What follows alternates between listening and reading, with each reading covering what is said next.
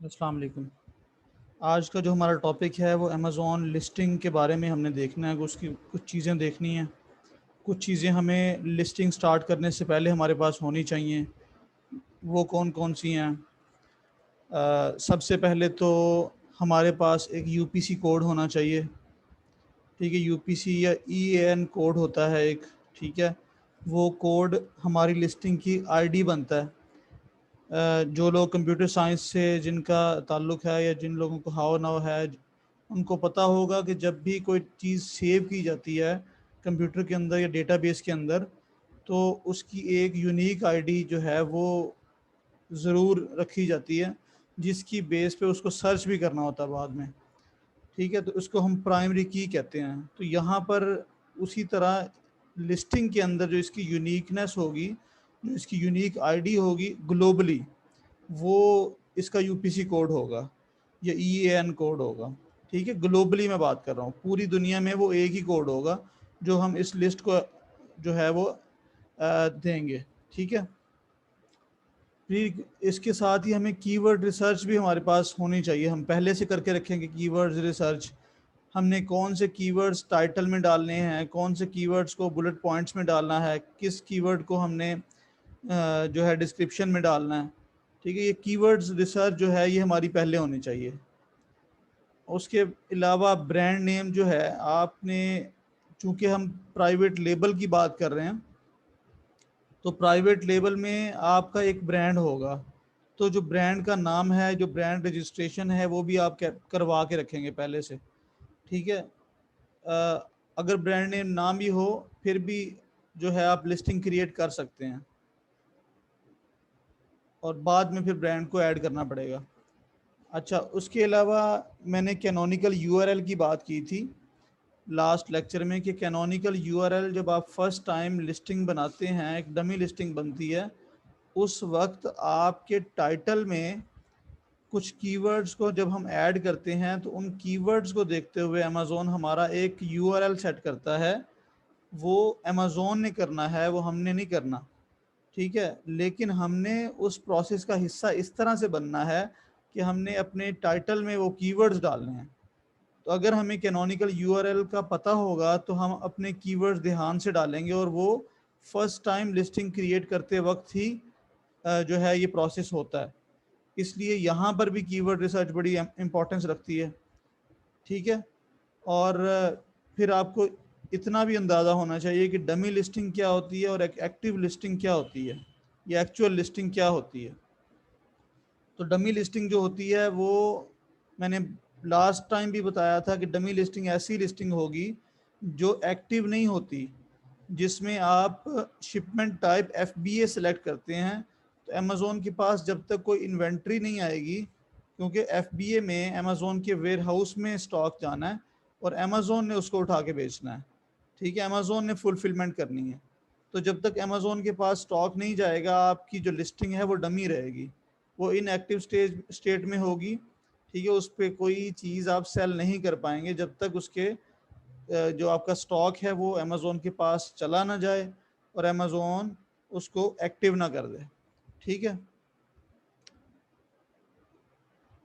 अच्छा, UPC code या ईएएन code ये क्या होता है? असल में ये एक बार कोड है।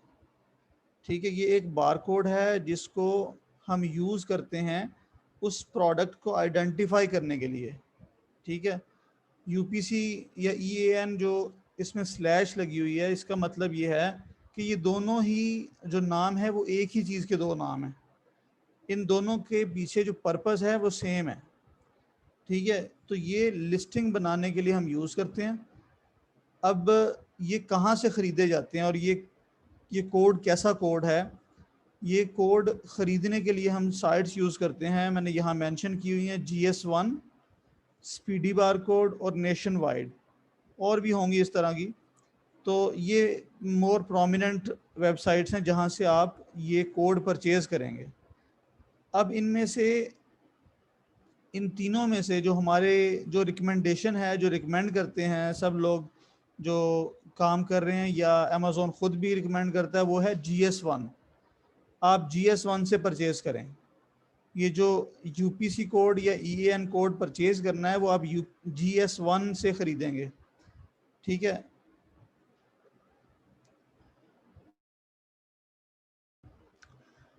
और स्पीडी बार कोड और नेशन वाइड से रिकमेंडेड नहीं है कि आप इनसे ख़रीदें। इसकी थोड़ी सी मैं रीज़न बता देता हूँ आपको कि GS1 से परचेज़ क्यों करना चाहिए और स्पीडी बार कोड से क्यों नहीं करना चाहिए और नेशन वाइड से क्यों नहीं करना चाहिए।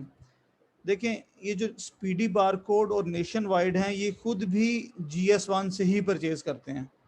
ये कोड, काफ़ी सारे कोड बल्क में ख़रीद लेते हैं, ठीक है, और उसकी ओनरशिप ले लेते हैं। GS1 से जो भी लेगा GS1 उसको ओनरशिप देगा, मालिकाना हकूक मिलते हैं, ठीक है। स्पीडी बार कोड और नेशन वाइड भी GS1 से ख़रीद लेते हैं और इनके पास मालिकाना हकूक हैं। अब जो स्पीडी बार कोड से लेगा या जो नेशन वाइड से लेगा वो इनसे अथॉरिटी लेगा, ओनरशिप नहीं देते ये लोग। ये ऑथराइजेशन दे देते हैं कि आप इसको इस्तेमाल कर सकते हैं, आप कर लें इस्तेमाल, ठीक है, ऑथराइजेशन देते हैं, ये ओनरशिप नहीं देते। अथॉरिटी तो इन्होंने दे दी, ओनरशिप नहीं दी। इसका मतलब ये है कि ये वही कोड ये किसी और को भी दे सकते हैं, ठीक है। लेकिन GS1 जिसको देता है ओनरशिप में देता है, उसको उस कोड का मालिक बना देता है। इसलिए जो आपका प्राइवेट लेबल आपका बिजनेस है वो इस कोड की बेस पे खड़ा होगा। ये कोड बहुत इंपॉर्टेंट है, इसलिए हमें इस पे रिस्क नहीं लेना।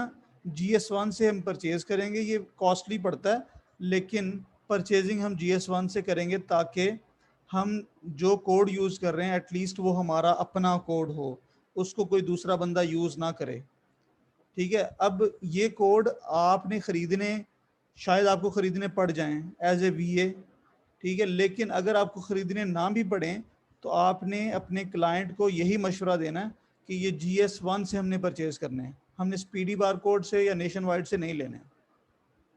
तो जिन लोगों को नहीं पता वो सस्ते समझ के इनसे ले लेते हैं। अच्छा, इनको हम अपनी ब्रांड की, जो हम जब हम बात कर रहे हैं प्राइवेट लेबल की, तो हम अपना ब्रांड खड़ा करते हैं अमेज़ोन पे। जिस तरह के जूतों के, कपड़ों के ब्रांड हैं, और भी चीज़ों के ब्रांड होते हैं, हर किसी का एक नाम होता है, ठीक है। उस नाम का जैसे हम भी अपना ब्रांड बनाएंगे तो हम उसकी एक वेबसाइट भी बनाएंगे। अमेज़ोन पे तो हम लॉन्च कर रहे हैं, लेकिन हम साथ में एक अपनी वेबसाइट भी बनाएंगे, और वेबसाइट की कोशिश यही होगी कि हम अपने ब्रांड नेम से ही वो वेबसाइट बनाएं, ठीक है। वेबसाइट जब ब्रांड नेम सेलेक्ट कर रहे होते हैं उस वक्त डोमेन की अवेलेबिलिटी भी चेक की जाती है कि क्या हमें इसकी डोमेन मिल जाएगी, डोमेन नेम मिल जाएगा हमें इस चीज़ का। सपोज़ करें जैसे कि ये GS1 है, अगर आप अभी जाके गूगल पे GS1.com लिखें तो ये GS1.com एक वेबसाइट है। तो GS1 वालों ने अपना डोमेन नेम परचेज़ किया। आप जो भी अपना ब्रांड नेम सेलेक्ट करेंगे उसकी डोमेन की अवेलेबिलिटी भी आपने चेक करनी है और उसको भी आपने परचेज़ कर लेना है, ठीक है। तो हमारे ब्रांड, जो हमारा ब्रांड नेम होगा, हम उसकी वेबसाइट बनाएंगे, उसके नाम से ही होगी वो। तो कम सिर्फ ब्रांड के नाम से वेबसाइट होने से आपकी ओनरशिप जाहिर नहीं होगी। अगर सपोज करें कि एक आपकी लिस्टिंग चल रही है, कोई हाईजैकर आ जाता है, चोर आ जाता है, कोई डाकू आ जाता है, वो आपसे छीन लेता है लिस्टिंग, अमेज़ोन से वो क्लेम कर लेता है कि ये तो लिस्ट ही मेरी है, ठीक है ना, मतलब वो हमसे लिस्ट ले लेता है, छीन लेता है, ऐसा हो जाता है, ठीक है। लेकिन उस केस में अगर हमारी लिस्ट होगी तो हमारे पास GS1 की ओनरशिप हमारे पास होगी, और यही जो GS1 का कोड है हमने अमेज़ोन पे यूज़ किया है, UPC कोड, वही हमने अपनी वेबसाइट पे भी डाला हुआ है, ठीक है। और उसका हमारे पास लेटर भी है, ओनरशिप लेटर भी मौजूद है जो GS1 ने हमें दिया है। और GS1 देता किसको है, ये जो आपका अकाउंट ओनरशिप होगी उसके नाम का ये अकाउंट बना के देता है, ठीक है, उसको ओनरशिप में देता है। तो कंपनी नेम आपकी है, कंपनी के नाम पे GS1 ने आपको कोड अलॉट किया और वही कोड आपने अपनी वेबसाइट में भी यूज़ किया। तो यहाँ से ये आपने अमेज़ोन को सारे जो है ये देने हैं कि ये हम देख लें, ये सारी चीज़ें हमारी हैं, फिर जाके अमेजोन उस बंदे को जो भगाएगा। अदरवाइज अमेजोन कहेगा कि ये तो, अमेजोन नहीं पूछता कि ये आप मतलब कोई भी हाईजैकर अगर आके मेरी लिस्ट पे मी टू कर ले और अमेजोन से कहे कि मैंने टाइटल चेंज करना है, अमेजोन कहेगा कर लो चेंज। अमेजोन टाइटल चेंज करने देगा, अमेजोन उसके इमेजेस भी चेंज करने दे देता है।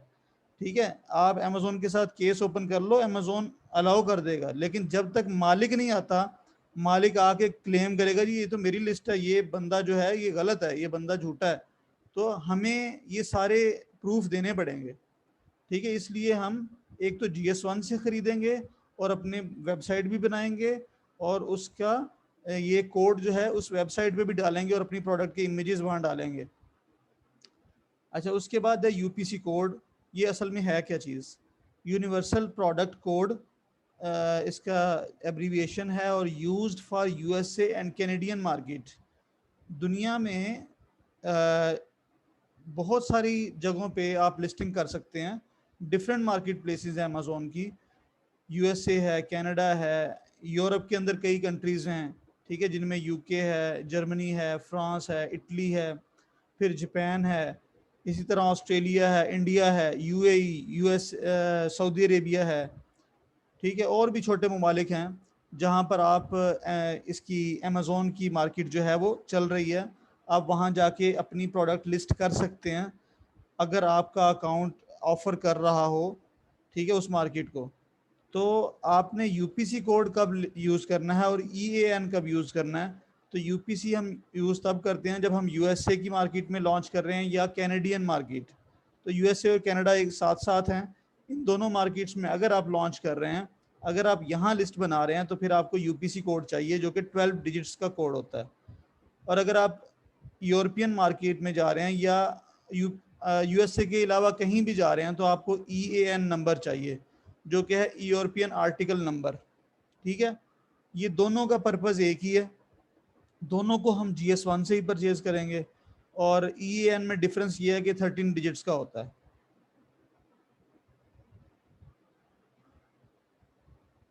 एक और बात, जब हम लिस्टिंग बनाते हैं तो एसिन हमें अलॉट होता है। एसिन के बारे में मैंने आपको बताया था लास्ट लेक्चर में भी कि B0 से शुरू होने वाला नंबर होता है ये, और ये हमारे ऊपर टाइटल में नज़र आ रहा होता है।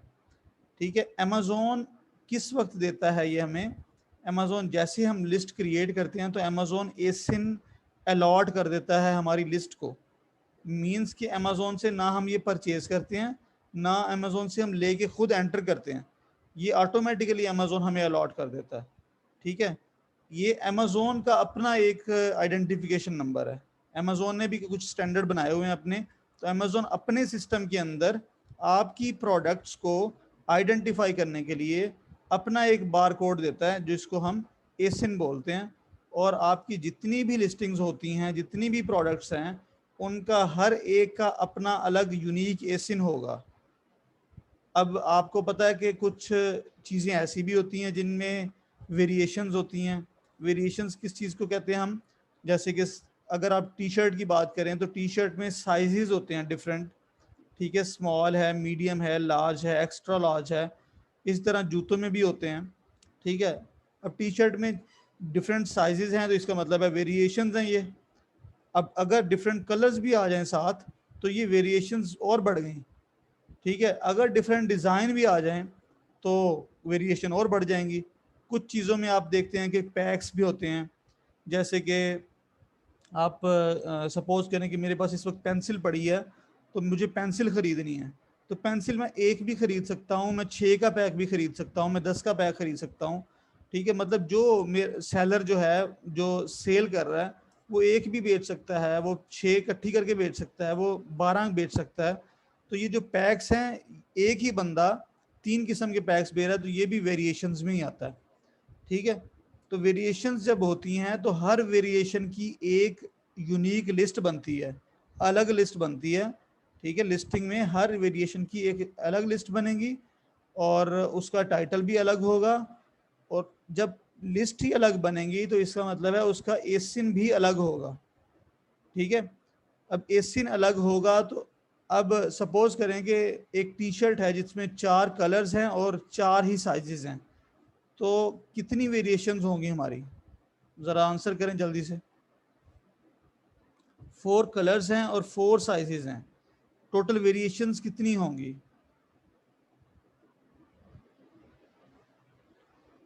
जी 2 डिफरेंट आंसर्स आए हैं, 4 भी मुझे मिला है, 16 भी मिला है। तो अब हम किसको सही समझें, हम इसको देख लेते हैं। जी कलर्स मेरे पास हैं red, green, blue and white. ठीक है, साइज है मेरे पास स्मॉल, मीडियम, लार्ज और एक्स्ट्रा लार्ज। अब सिर्फ हम ब्लैक शर्ट की बात करते हैं। ब्लैक शर्ट के अंदर 4 साइजेस हैं, तो इसका मतलब 4 लिस्टें हो गई उसकी। वाइट शर्ट के अंदर 4 साइजेस हैं, तो 4 लिस्टें उसकी भी बनेंगी। इसी तरह बाकी दोनों कलर्स की भी 4 लिस्टें बनेंगी, तो ये 16 लिस्टें टोटल बनेंगी। ठीक है, जितने आपके पास वेरिएशंस आ रहे हैं उनको मल्टीप्लाई करने से आपके पास लिस्टिंग का एक्चुअल नंबर आपके पास आएगा, तो 16 लिस्टें बनेंगी ये। ठीक है, जब आपसे कहा जाता है कि आप कोई प्रोडक्ट रिसर्च करके दें जिसमें मैक्सिमम वेरिएशन 4 हो, तो आप इस तरह से चेक करेंगे। ठीक है, ये प्रोडक्ट रिसर्च के अंदर हम इसको देखते हैं, लेकिन यहाँ एटलीस्ट आपको पता होना चाहिए कि जब आपने लिस्टें बनानी हैं तो आपको पता एटलीस्ट होना चाहिए कि कितनी लिस्टें बननी है इसकी। ठीक है, उनके कम्बिनेशन बनाएंगे आप, तो ये 4 4 16 बनने हैं।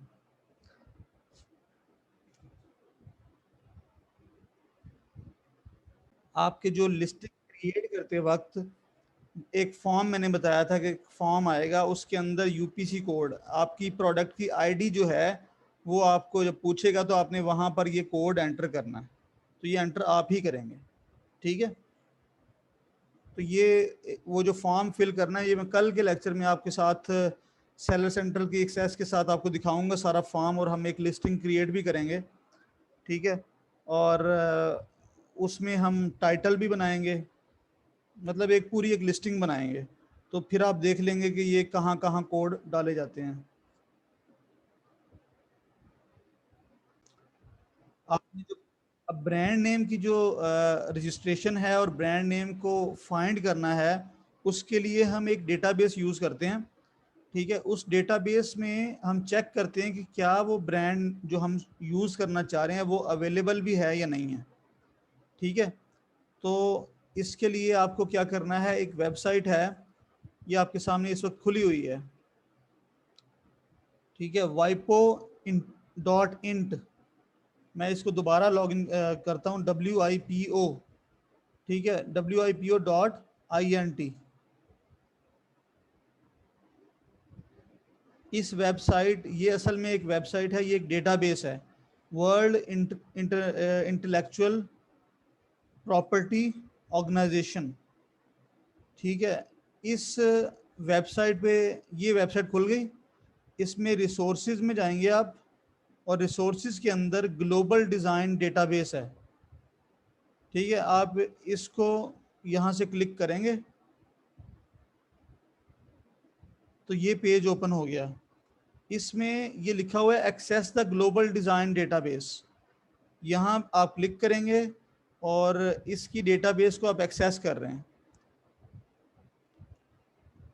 अब आप जो भी ब्रांड नेम जो अपने क्लाइंट के लिए आप काम कर रहे हैं, वो जो भी ब्रांड नेम आपको सजेस्ट करता है या आप उसे सजेस्ट कर रहे हैं, तो आप यहाँ से देखेंगे पहले। ठीक है, वो ब्रांड नेम आप यहाँ लिखेंगे। सपोज करें आप यहाँ लिखते हैं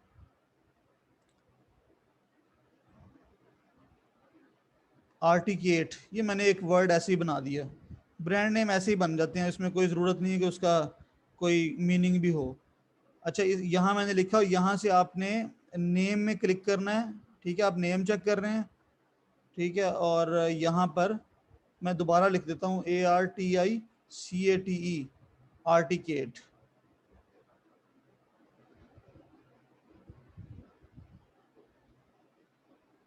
ठीक है, तो यहाँ पर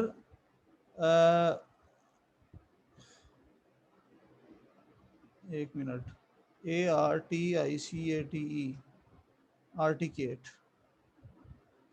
आर्टिकेट के नाम से कोई भी डॉक्यूमेंट हमें नहीं मिला इसकी वाइपो के अंदर। वाइपो की डेटाबेस के अंदर इस नाम से कोई भी उसे चीज़ नहीं मिली। इसका मतलब है कि हम इसको, हमारे लिए ये ग्रीन सिग्नल है कि हम इसको यूज़ कर सकते हैं। ठीक है, मज़ीद इसको क्या करते हैं कि हम जिस कंट्री की में लॉन्च करने जा रहे हैं उस कंट्री की डेटाबेस भी चेक कर लेंगे। ठीक है, उसके लिए आप गूगल कर लें कि वहाँ पर कौन सी ब्रांड की डेटाबेस है जो उनकी समझ लें कि नेशनल लेवल की डेटाबेस होती है और उनका एक डिपार्टमेंट होता है, वहाँ पर आप जाके चेक करेंगे। गवर्नमेंट की ऑर्गेनाइजेशन है उसके थ्रू आप चेक करेंगे वो वाला नाम। यहाँ आपने वर्ल्ड वाइड चेक किया है, वहाँ आप लोकल भी चेक कर लेंगे। जब आप दोनों तरफ से ओके की रिपोर्ट होगी तो आप उसको अपने नाम पर रजिस्टर करवा सकते हैं। ठीक है, यहाँ सपोज करें जैसे मैंने आर्टिकेट का लफ्ज़ लिखा है, मैं इसके नाम पे अपना ट्रेडमार्क ले सकता हूँ। पहले मुझे ट्रेडमार्क के लिए अप्लाई करना है, तो ट्रेडमार्क जब मुझे मिल जाएगा, ट्रेडमार्क के लिए आपको अपनी कंपनी जिसके नाम पे अमेज़ोन का अकाउंट है उस कंपनी की डिटेल्स देनी होंगी। ठीक है, ट्रेडमार्क आपको मिल गया। और ट्रेडमार्क कहाँ से मिलता है? ट्रेडमार्क आपको मिलेगा जिस भी कंट्री में आप लॉन्च कर रहे हैं उस कंट्री का वही इदारा जिससे आपने उसका नेम की अवेलेबिलिटी भी चेक करनी है। ठीक है, वही इदारा जो है यूएस का है, यूएसपीटीओ। इसी तरह यूके का भी है, उसे गूगल कर लें जो भी है। ठीक है, अब उस इदारे का नाम जो है, उस इदारे में जाके आपने ट्रेडमार्क अप्लाई करना है, आपको ट्रेडमार्क मिलेगा। टाइम लगता है, टाइम फ्रेम है यूएस में, ये तकरीबन तकरीबन 9 से 10 महीने का टाइम लगता है ट्रेडमार्क लेने में, ये नॉर्मल केस में है। और अगर आप यूके से लेते हैं तो तकरीबन 3 से 4 महीने यूके में भी लग जाते हैं ट्रेडमार्क रजिस्टर करवाने में। ठीक है, अगर आप इनके फिर कुछ प्रोग्राम्स ऐसे हैं, कुछ एजेंसियां होती हैं जो कि इस चीज़ की सर्विसेज दे रही होती हैं, वो एक्स्ट्रा चार्ज करते हैं आपसे और आपको उसका नाम है आईपी एक्सेलरेटर। तो डिफरेंट कंपनीज ये ऑफर दे रही होती हैं, वो आपको 1 महीने के अंदर अंदर यूएसए का ट्रेडमार्क रजिस्टर करवा देते हैं। ट्रेडमार्क की रजिस्ट्रेशन क्यों ज़रूरी है? क्योंकि जब तक आपकी ट्रेडमार्क की रजिस्ट्रेशन नहीं होगी आप ब्रांड रजिस्टर नहीं करवा सकेंगे। ठीक है, अपना ब्रांड नेम जो भी आपने रखा है उसकी रजिस्ट्रेशन नहीं हो पाएगी अगर ट्रेडमार्क नहीं है आपके पास। तो ट्रेडमार्क आप उस गवर्नमेंट के इदारे के अंडर करवाएंगे रजिस्टर। ठीक है, उनकी डेटाबेस में ये रजिस्टर होगा। और ये जो हम बात कर रहे हैं ब्रांड की, ये अमेज़ोन की वेबसाइट पे होगा। ठीक है, अमेज़ोन की वेबसाइट पे जाके आपने ये ब्रांड रजिस्ट्री करवानी है अमेज़ोन के पास। ठीक है, तो उस वक्त अमेज़ोन आपसे ट्रेडमार्क की इंफॉर्मेशन मांगेगा, आप वही ट्रेडमार्क की इंफॉर्मेशन देंगे। तो इस तरह से ब्रांड आपका रजिस्टर हो जाएगा। फिर आप जो है प्राइवेट लेबल ब्रांड ओनर कहला सकते हैं या आप सेफ साइड पे पीएल कर सकते हैं। अगर आपकी ब्रांड रजिस्ट्री नहीं है तो कोई भी बंदा आके आपके लिस्ट को हाईजैक कर सकता है। फिर आपके पास बहुत कम चांसेस हैं कि आप अपनी लिस्ट को किसी से बचा के रख सकें। अगर आपकी फर्स्ट पेज पे आ जाती है और किसी चाइनीज़ के जो है उसकी नज़रों में ना आ जाएं आप। ठीक है, तो ये एक जगह है जहाँ से आपको चेक करना होता है अपना ब्रांड नेम। अच्छा, अभी हम एक लिस्ट ऐसी निकालते हैं जिस पे हमने उसके कीवर्ड्स निकालने हैं। मैं आपको एक तरीका बता रहा हूँ कीवर्ड्स निकालने का, जिसको आपने यूज़ करते हुए कीवर्ड्स की प्रैक्टिस करनी है कल, ताकि कल जब हम अपनी प्रोडक्ट का टाइटल बनाएं और उससे पहले आप लोगों को पता होना चाहिए कि कीवर्ड निकालते कैसे हैं और कीवर्ड कहाँ से मिलेंगे आपको। तो Amazon.com यूएसए की वेबसाइट है। अच्छा, ये भी आपको पता होना चाहिए कि अगर आप यूएसए में काम कर रहे हैं तो Amazon.com है वेबसाइट का यूआरएल, और अगर आप यूके में काम कर रहे हैं तो Amazon.co.uk है। इसी तरह अगर आप ऑस्ट्रेलिया में जा रहे हैं तो Amazon.com.au है। ठीक है, ये बातें कुछ लोगों के लिए तो बच्चों वाली होंगी, लेकिन कुछ लोग जो हैं खुद बच्चे हैं तो उनके लिए ये बातें मैं बता रहा हूँ उनके लिए। ठीक है, बाकी अगर किसी को ये चीज़ें याद नहीं भी रहती तो आप गूगल से जाके पूछ लें। ठीक है, गूगल आपको बता देगा कि ऑस्ट्रेलिया की वेबसाइट अमेज़ोन की वेबसाइट का जो है वो लिंक क्या है या यूके की वेबसाइट का लिंक क्या है, गूगल आपको बता देगा। तो इसमें ऐसा परेशानी वाली बात भी नहीं है। अच्छा जी, अभी मैं एक प्रोडक्ट है जो कि मैं उसको यहाँ सर्च करता हूँ और ये जो मैंने अभी 3 लेटर्स लिखे, 3 वर्ड्स लिखे हैं, इनको क्या कहते हैं? ये कीवर्ड है, क्या है ये?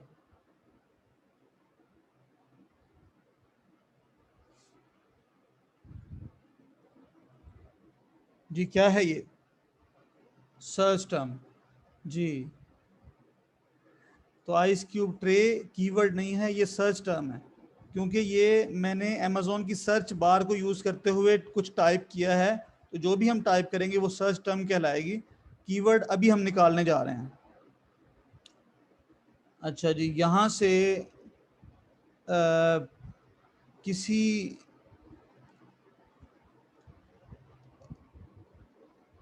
अच्छा, चूंकि आप लोगों का जो है लिस्ट, आपने प्रोडक्ट हंटिंग नहीं की, आपने सोर्सिंग और प्रोडक्ट हंटिंग नहीं की हुई, इंशाल्लाह ईद के बाद आपको वो भी करवाएंगे। तो आपको एक एक चीज़ जहन में रखनी है कि जब भी हम प्रोडक्ट लॉन्च की तरफ जाते हैं तो हम एक बंदे को अपना कंपेटिटर चूज़ करते हैं। ठीक है, वो कंपेटिटर जो है चूज़ करने का मकसद क्या होता है कि हम उसकी सेल्स को मैच करते हुए हम लॉन्च स्टार्ट करें। अपनी कोशिश करें, अगर कंपेटिटर डेली की 10 पीस सेल कर रहा है तो हम भी किसी ना किसी तरह 10 पीस सेल करना शुरू कर दें। उसके कीवर्ड्स को हम यूज़ करते हुए हम अपनी प्रोडक्ट को लॉन्च करना शुरू करते हैं। ठीक है, तो कंपेटिटर दो किस्म के होते हैं। एक होता है प्रोडक्ट में कंपेटिटर, कि आपने किसकी प्रोडक्ट को कॉपी करना है। ठीक है, एक बंदा आपके पास ऐसा कस्टमर आया है या आपका ऐसा क्लाइंट है जिसने अब प्रोडक्ट लॉन्च करनी है और उसको नहीं पता कि वो कौन सी प्रोडक्ट, किस डिज़ाइन को जो उसने कॉपी करना है। तो हम, जैसे कि ये बेस्ट सेलर है, हम इसकी प्रोडक्ट का डिज़ाइन कॉपी कर सकते हैं। ठीक है, इसकी प्रोडक्ट का डिज़ाइन हम कॉपी कर सकते हैं, हम इसका भी डिज़ाइन कॉपी कर सकते हैं, हम किसी का भी कर सकते हैं। ठीक है, आप किसी भी बंदे का ये डिज़ाइन भी आप कॉपी कर सकते हैं। ठीक है, आप देखेंगे उसकी सेल्स कैसी हैं। अगर वो डिज़ाइन सबसे ज़्यादा पसंद किया जा रहा है तो आप वही डिज़ाइन चाहेंगे कि आप भी वही डिज़ाइन बेचें। लेकिन उसके लिए सबसे पहले जो आपको चेक करने वाली चीज़ होती है वो होता है पेटेंट। कि आपने पेटेंट के चेक करना है कि क्या इस बंदे ने ये वाला जो डिज़ाइन है ये अपने नाम से रजिस्टर तो नहीं करवाया हुआ। अगर उसने ये नाम से रजिस्टर करवाया हुआ है तो आप इसको नहीं बेच पाएंगे। ठीक है, अगर आप बेचेंगे तो आपने कॉपीराइट वायलेशन कर दी। आपको अमेज़न कुछ नहीं कहेगा, आपने बेचना शुरू कर दिया, आप बेचते रहेंगे। जब आप फर्स्ट पेज पे जाएंगे, वो जो बंदा जो बेच रहा है, जिसने अपने नाम से रजिस्टर करवाया हुआ है, वो देखेगा कि ये तो मेरा डिज़ाइन है, सेम इसने कॉपी किया हुआ है। फिर वो अमेज़न को जो है क्लेम करेगा कि ये मेरा डिज़ाइन बंदा ये बेच रहा है। वो आपके अगेंस्ट केस ओपन करवाएगा। अमेज़न आपसे पूछेगा, अब आपके पास कोई जवाब नहीं होगा कि अब क्या कहें आप। ठीक है, उस केस में आपको अपना सारा बिजनेस जो है वो बंद करना पड़ेगा। तो इसलिए डिज़ाइन कोई भी कॉपी किया जा सकता है अगर वो पेटेंट ना हो। तो सबसे पहले हम कोशिश यही करते हैं कि अपने बेस्ट सेलर का डिज़ाइन कॉपी करें, अगर वो पेटेंट नहीं है तो। ठीक है, कुछ चीज़ों में पेटेंट होता है, कुछ चीज़ों में नहीं भी होता। अब ये पेटेंट चेक कौन करेगा? पेटेंट चेक करने वाले डिफरेंट लोग होते हैं जो कि फाइवर पे आपको, अपवर्क पे मिल जाएंगे। वो आपको $20-25 लेंगे और पेटेंट चेक करवा देते हैं। ठीक है, ये इन्फॉर्मेशन जो है वो आपको एटलीस्ट पता होनी चाहिए। आपके पास अगर क्लाइंट आता है तो आपको पता होना चाहिए कि शायद ऐसा क्लाइंट आ जाए जो अभी उसने प्रोडक्ट ही फाइनल किया, उसके बाद अभी कुछ किया ही नहीं हुआ। तो इस तरह की इंफॉर्मेशन या ऐसी सजेशन आप अपने क्लाइंट को दे सकें। अच्छा, यहाँ पर हम इसी का डिज़ाइन जो है, सपोज करें कि यही वाला बंदा है जिसकी हम प्रोडक्ट, सबसे पहले तो हम इसके कीवर्ड फाइंड करना चाह रहे हैं। हमें इसके कीवर्ड्स चाहिए, तो इसकी लिस्टिंग को मैंने ओपन कर लिया और हम देखते हैं कि इसके पास कीवर्ड्स कितने हैं और कौन कौन से कीवर्ड्स हैं जिन पे ये काम कर रहा है।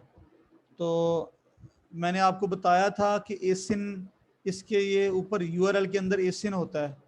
यही एसिन हमें चाहिए इसके कीवर्ड्स को फाइंड करने के लिए। ठीक है, हीलियम कहता है कि आप एसिन उठा के लाओ जिसके कीवर्ड आपको चाहिए। एसिन मुझे दो, मैं आपको कीवर्ड उसके निकाल के देता हूँ। वो रिवर्स करता है, इसको कहते हैं रिवर्स एसिन करना।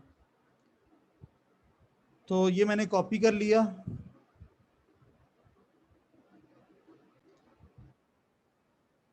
जी, इसको गेट कीवर्ड करेंगे हम इस एसिन। ये देखें, ये इस वक्त हमारे पास ये टूल जो है ये हीलियम का सेरिब्रो है। ठीक है, हीलियम का सेरिब्रो टूल है। इसके अंदर मल्टीपल हैं कीवर्ड। देखें, ऊपर है प्रोडक्ट रिसर्च, ये नीचे है कीवर्ड रिसर्च, और कीवर्ड रिसर्च के अंदर है सेरिब्रो। ठीक है, इस पे आप एक दफ़ा होम पेज पे जाएं।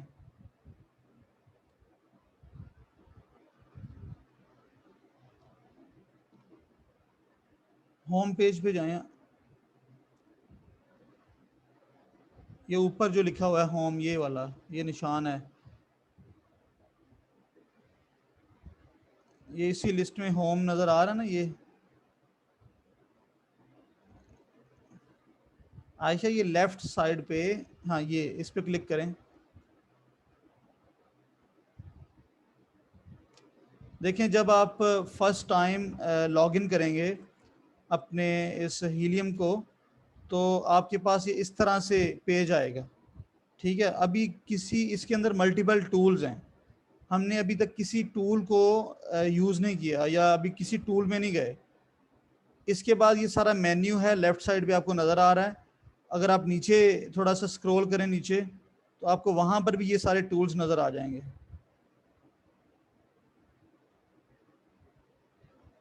ये देखें, ब्लैक बॉक्स है, ये सेरिब्रो, मैग्नेट्स, ये Frankenstein, keyword tracker, inventory protector. ये ठीक है, ये सारे की हम ये यूज़ करते हैं डिफरेंट जगहों पे। कुछ हैं लिस्टिंग से पहले प्रोडक्ट रिसर्च में यूज़ करते हैं, कीवर्ड रिसर्च में यूज़ करते हैं, कुछ लिस्टिंग बनाते वक्त यूज़ करते हैं, कुछ लिस्टिंग अपडेट करते वक्त यूज़ करते हैं, और कुछ हम लॉन्च के वक्त भी ट्रैकिंग कर रहे होते हैं। ठीक है, तो अभी आप सेरिब्रो ओपन करें। सेरिब्रो का काम है आपके कीवर्ड्स को फैच करके लाना, आपके कंपेटिटर्स के कीवर्ड को। ठीक है, आपका जो भी कंपेटिटर है, कंपेटिटर इन अ सेंस कि वो बंदा पहले से बेच रहा है और फर्स्ट पेज पे है इस वक्त वो, तो हम चाहेंगे कि हमें कम से कम उसके कीवर्ड्स पता चल जाएं कि किन कीवर्ड्स पे वो काम कर रहा है और उसके पास कितनी ट्रैफिक आ रही है। ठीक है, तो अभी ये एसिन जो हमने वहाँ से कॉपी किया था, उसको यहाँ पेस्ट किया, और इसको हम मार्केट चेक करते हैं कि मार्केट ये amazon.com ही है। अगर आपकी मार्केट चेंज हो तो आपने यहाँ से वो सिलेक्ट करनी है। इसके बाद आपने एग्जैक्ट एसिन मैच भी क्लिक कर लें। ठीक है, और गेट कीवर्ड्स पे क्लिक कर दें।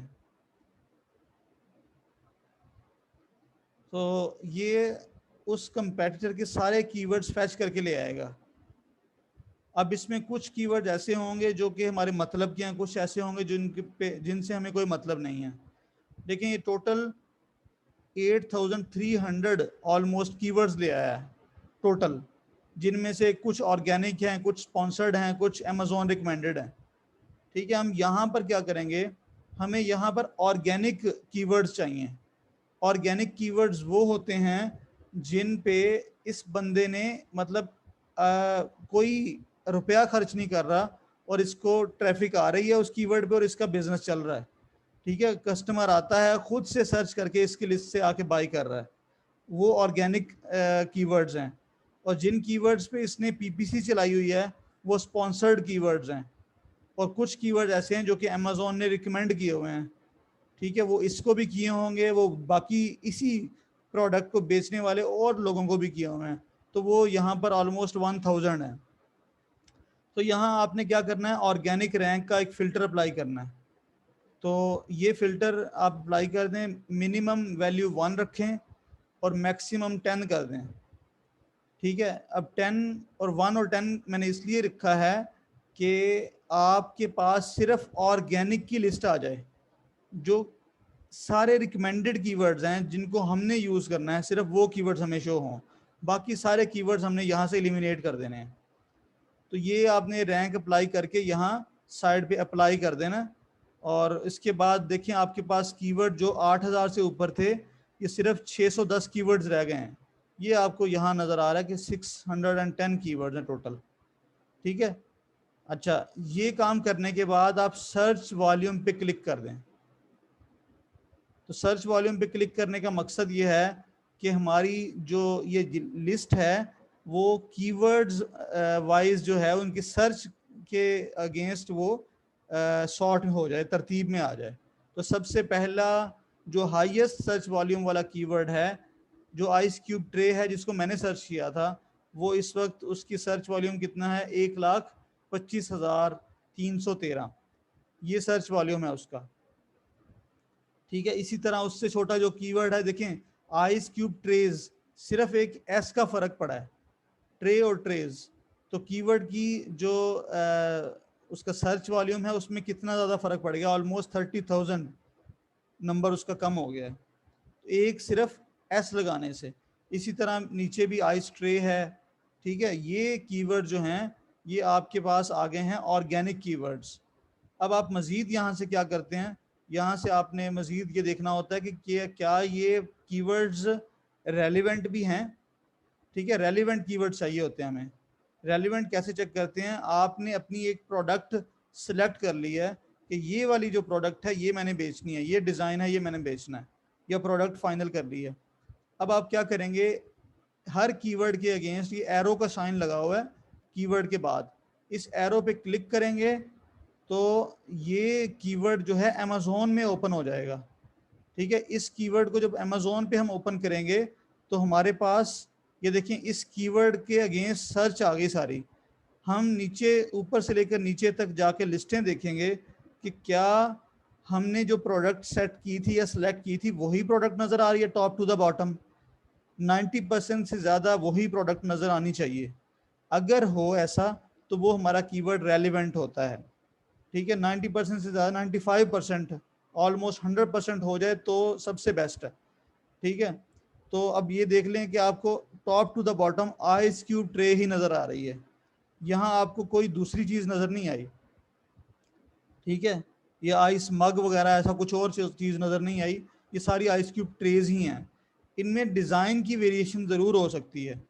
ठीक है, लेकिन डिज़ाइन की वेरिएशन भी बहुत ज़्यादा ना हो। ये काम हम प्रोडक्ट रिसर्च के टाइम पे कर रहे होते हैं, लेकिन यहाँ पर भी हमें रेलिवेंसी ज़रूर चेक करनी है, क्योंकि अगर प्रोडक्ट का जो वो कीवर्ड है हमारी जो लिस्ट हमारी प्रोडक्ट से रेलिवेंट है फिर ही हम उसको यूज़ करेंगे, अदरवाइज हम उसको यूज़ नहीं करेंगे।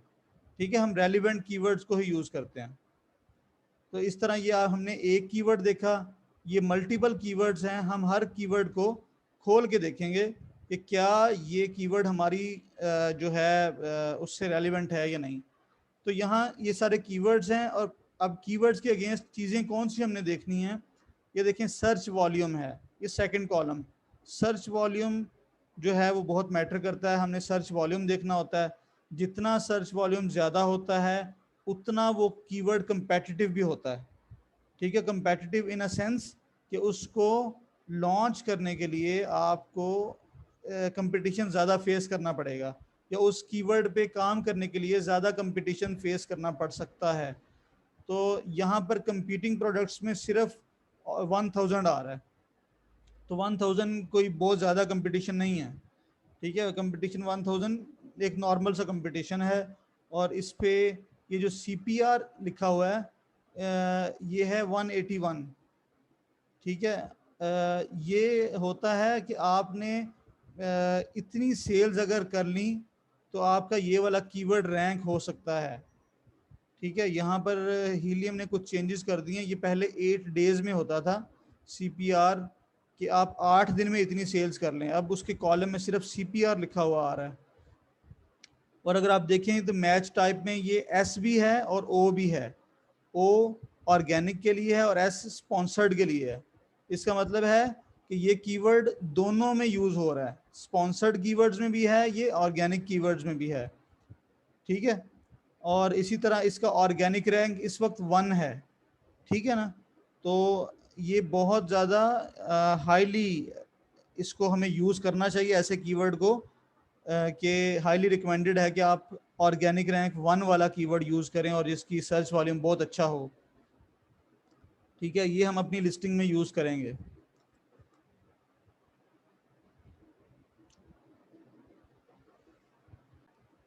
कहीं पे भी आप बिजनेस कर रहे हैं तो वहाँ 4 क्वार्टर्स होते हैं, क्वार्टर 1, 2, 3 एंड 4। साल को 4 क्वार्टर्स में डिवाइड किया जाता है। तो पहला क्वार्टर जो होता है सबसे कम सेल्स उसमें हो रही होती हैं, ठीक है। उसके बाद सेकंड क्वार्टर में सेल्स आहिस्ता बढ़ती हैं, फिर थर्ड में बढ़ती हैं, फोर्थ क्वार्टर ऐसा होता है जहाँ पर सेल्स बहुत ज़्यादा हो रही होती हैं। आप लोगों ने भी नोटिस किया होगा कि आखिरी 3 महीनों में, नवंबर के महीने में बहुत ज़्यादा सेल्स लग रही होती हैं। कुछ लोग ब्लैक फ्राइडे का नाम दे रहे होते हैं, 11/11 आ जाता है, इस तरह की सेल्स ऐसी लगी होती हैं, ठीक है। फिर इन दिनों में क्रिसमस आती है, तो इस तरह आखिरी क्वार्टर के अंदर सेल्स काफ़ी बढ़ जाती हैं। तो जैसे ही फर्स्ट क्वार्टर में जाएंगे ये, तो वो फिर सेल्स जो हैं वो सर्च वॉल्यूम चूँकि कम होना शुरू हो जाएगा, सेल्स कम होनी है, तो वो आपको ये ट्रेंड जो है वो नीचे की तरफ जाना शुरू हो जाता है, नज़र आता है कि इसका ट्रेंड नीचे जा रहा है। हालांकि ये एक मेन कीवर्ड है, आइस क्यूब ट्रे आपका मेन कीवर्ड है इस मार्केट में। अगर आप यही किसी यूके की मार्केट में उठा के देखेंगे तो शायद आपको इस कीवर्ड के अगेंस्ट कोई 20-25 हज़ार का कीवर्ड सर्च वॉल्यूम मिले, ठीक है। ये हर मार्केट में डिफरेंट होगा। तो जब भी आपने किसी मार्केट लिस्टिंग पे काम करना तो उसकी अपनी मार्केट में जाकर कीवर्ड सर्च करने हैं, ठीक है। ये भी हो सकता है कि ये वाला कीवर्ड दूसरी मार्केट में सर्च वॉल्यूम में सबसे ऊपर ना हो, तो ये पॉसिबल है। हर मार्केट की अपनी एक लैंग्वेज है। जैसे यूके तो यूएस से दोनों इंग्लिश है, मेजॉरिटी में मेजर इनकी इंग्लिश ही है।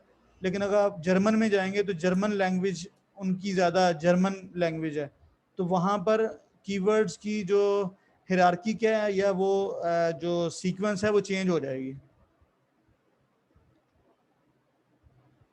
कीवर्ड्स को हमने टाइटल्स में भी यूज़ करना है, कीवर्ड्स को हमने बुलेट पॉइंट्स में भी यूज़ करना है, कीवर्ड्स को हमने जो है डिस्क्रिप्शन में भी यूज़ करना है, ठीक है। हमने हर जगह कीवर्ड्स को यूज़ करना है।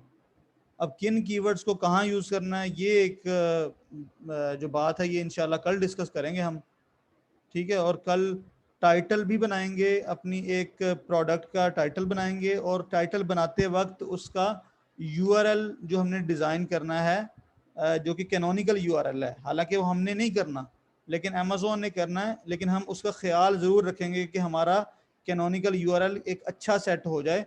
इसलिए हम एक अच्छा कीवर्ड जो है वो अपना टाइटल में डालेंगे, ठीक है। देखें, जितना कीवर्ड जिसका सर्च वॉल्यूम बड़ा है वो कीवर्ड जेनेरिक होता है, मोर स्पेसिफिक नहीं होता। जब आप कीवर्ड सेकेंडरी कीवर्ड या लॉन्ग टेल कीवर्ड की तरफ जाएंगे तो वो कीवर्ड आपकी प्रोडक्ट को स्पेसिफाई कर रहा होता है, ठीक है। तो हम स्पेसिफिक कीवर्ड को यूज करेंगे अपने टाइटल में, तो इसका मतलब है लॉन्ग टेल कीवर्ड को टाइटल में हम यूज करेंगे। ये आइस क्यूब ट्रे को शायद हम ना कर रहे हों जी। वो जो कैनोनिकल यूआरएल है वो अमेज़ॉन ने ऑटोमेटिकली बनाना है, इसीलिए हमें कैनोनिकल यूआरएल का पता भी होना चाहिए, और लिस्टिंग का जो टाइटल है उसको लिखने से पहले हम जो है उसके हिसाब से ही कीवर्ड डालेंगे। तो मैंने आपको लास्ट लेक्चर में दिखाया था कि कैनोनिकल यूआरएल होता कहाँ पे है।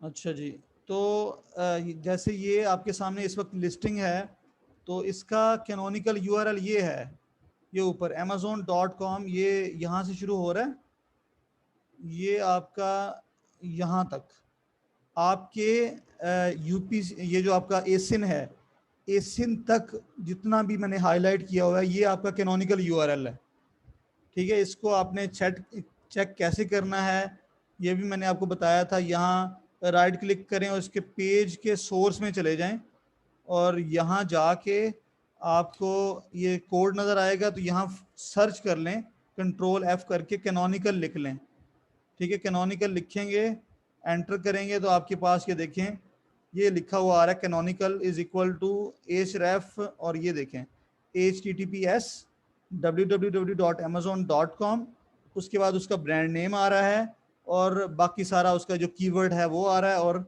DP stands for detail page, और उसके बाद इसका ये एसिन आ रहा है, तो ये इसका कैनोनिकल यूआरएल है। ठीक है, अगर आप इसको कॉपी कर लें, ठीक है, आप इसको कॉपी करके इसको गूगल पे सर्च करें कि मैंने कॉपी किया और इसको मैं गूगल पे सर्च करता हूं।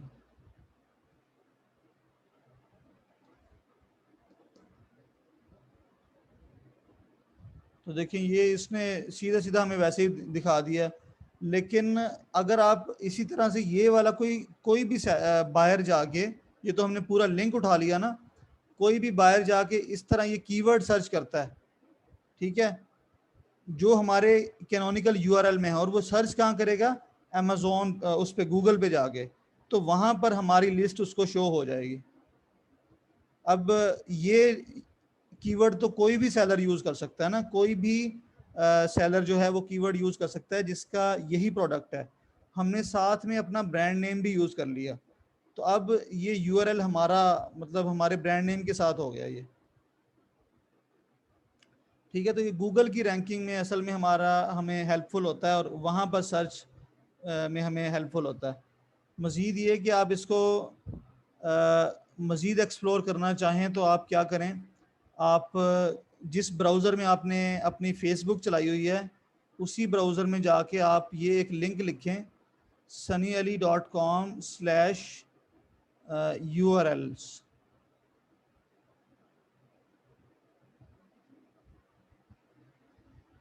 तो आपको ये एक पेज पे रीडायरेक्ट करेगा जो कि यही लिंक बता रहा है। देखें, चूज़ योर मार्केट प्लेस, और ये डिफरेंट कीवर्ड्स हैं ऐसा भी। अच्छा, यहाँ कैनोनिकल यूआरएल इस वक्त नहीं है, ये कैनोनिकल यूआरएल यहाँ से हटा लिया गया है, लेकिन ये डिफरेंट की इन्होंने एक प्रोग्राम किया हुआ है, एक समझ लें एक छोटा सा सॉफ्टवेयर बनाया हुआ है, यहाँ से आप लिंक बना सकते हैं अपना।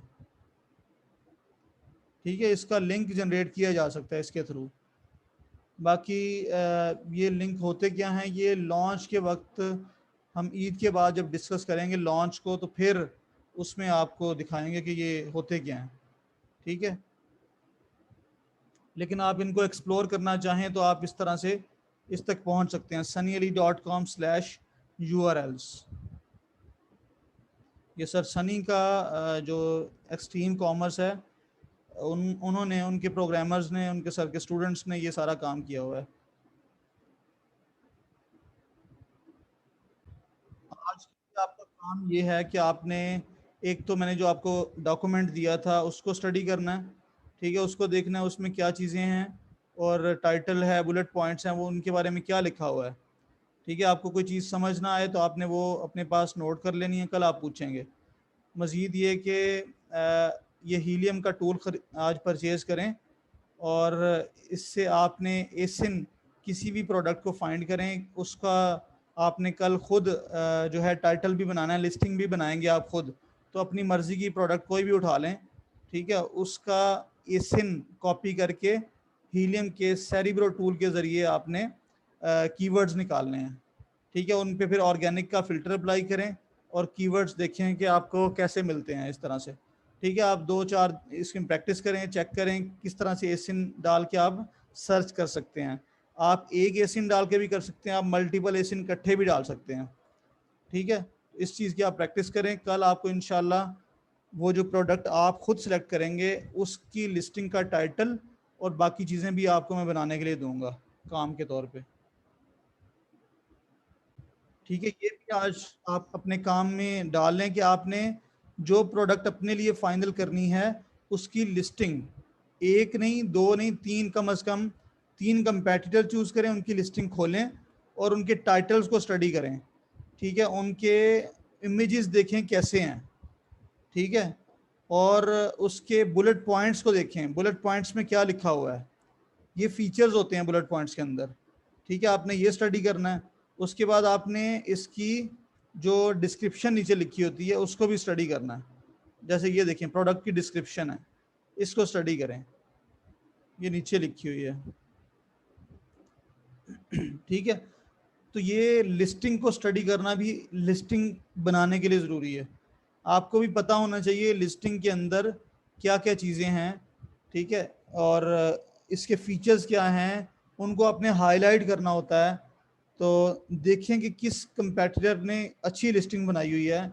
अगर किसी की अच्छी लिस्टिंग अच्छी है तो आप भी उस तरह की लिस्टिंग बनाएंगे, या कोशिश करेंगे उसमें कुछ और वैल्यू ऐड की जा सके अपनी लिस्टिंग के अंदर। ठीक है, इस तरह आपको पहले अंदाज़ा होना चाहिए कि लिस्टिंग में असल में है क्या। लिस्टिंग इस प्रोडक्ट के बारे में आपको इन्फॉर्मेशन होनी चाहिए पूरी। इसके लिए आपको मल्टीपल लिस्टिंग को स्टडी करना है। तो ये भी आपके काम का हिस्सा है आज का।